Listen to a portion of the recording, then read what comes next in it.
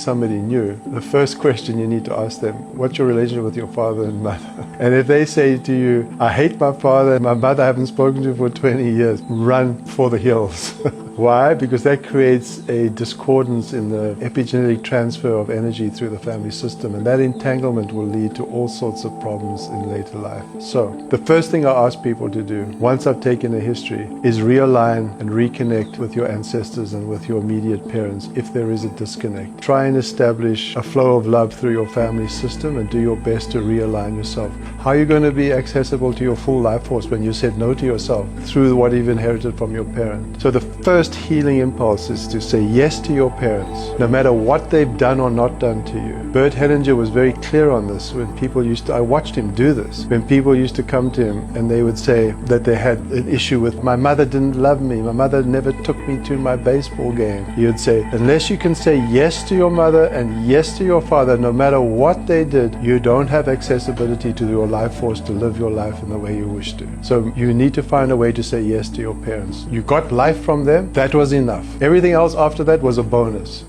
Lord have mercy on me.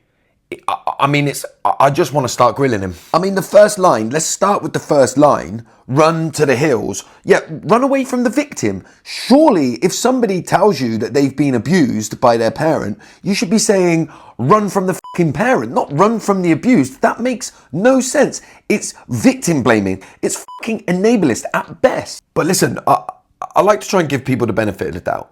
You think to yourself, maybe he keeps saying over and over again, no matter what they've done, no matter what